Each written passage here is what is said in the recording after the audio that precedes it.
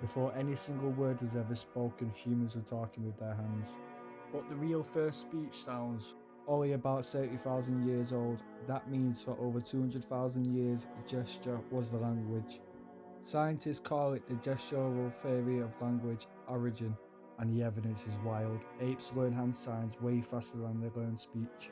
And the mirror neurons in our brain, the ones that fire when we act and when we watch, they only respond to hand movement, not sound. Aboriginal Australia.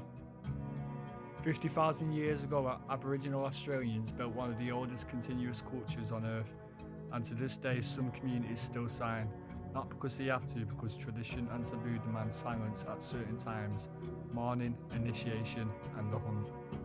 Greece and Rome. Greece and Rome. 5th century BC Plato records Socrates asking, if we had no voice, wouldn't we speak with our hands? But Rome wasn't as kind.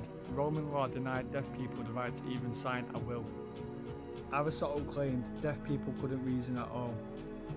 The monks. Fast forward to medieval Europe, monks under sacred vows of silence built entire sign systems just to survive daily life without breaking their oath. Native America. Across North America plains, Indian Sign Language became the universal language between tribes in 1885. Over 110,000 people spoke it fluently. Lewis and Clark used it, explorers used it, even the US military learned it, because hands don't need translation. This next one got me. If you've never heard of the Ottoman genocide, go and research the Ottoman genocide, and this is I don't know, but I mean, could this be the reason why the juice boxes did it? The Ottoman court. Here's the one nobody knows, the Ottoman court. 1600s deaf servants weren't sidelined, they were favoured, because in the Sultan's presence, even a whisper was disrespectful. So the entire court learned sign, including the Sultans themselves. Martha's Vineyard. Massachusetts, 1700s, one island had so much hereditary deafness, in some towns 1 in 4 people were deaf, that everyone signed. Deaf hearing didn't matter, there was no barrier. Alexander Graham Bell came to study it himself. Speech is maybe 70,000 years old, but the hands, they never stop talking. Sign language isn't a backup plan for when words fail. It might be where language began, and it never actually left. Their plan has always been to separate humanity. They've wiped out sign language. That was a worldwide language, everyone understood it, like you had to learn it in certain cultures. They've wiped it out pretty much, but relearn it. In 1880, a room full of hearing men voted to ban a language, not a foreign language, not a dead language, the natural language of an entire community.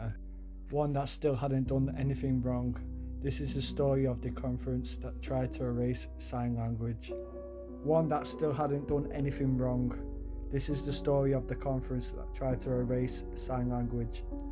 Milan, Italy, September 1880, the Second International Congress on Education of the Deaf. On paper it sounds like a normal academic conference, in reality it was rigged before it even started. The organisers of the Prior Society were devoted to one method only: oralism, lip reading, speech therapy, no hands allowed. Of the 12 speakers invited to give their opinion, 9 were oralists, only 3 defended sign language, including deaf education pioneers, the Galilei brothers. The outcome was decided before a single vote was cast. The delegates declared oral education superior to sign. They passed a resolution: sign language was banned from deaf education worldwide. Only 2 delegations objected, the United States and Britain.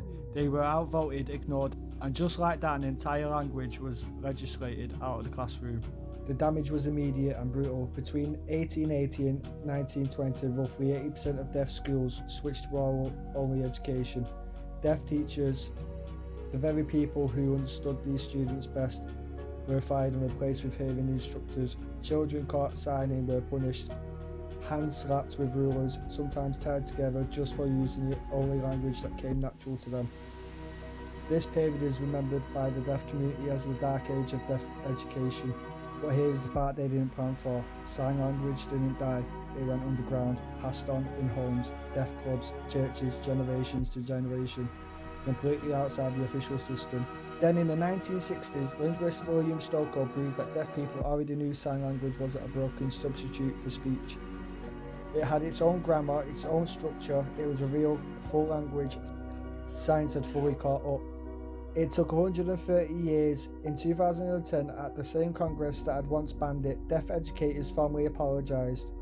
They called the original ban what it was, a violation of human and constitutional rights.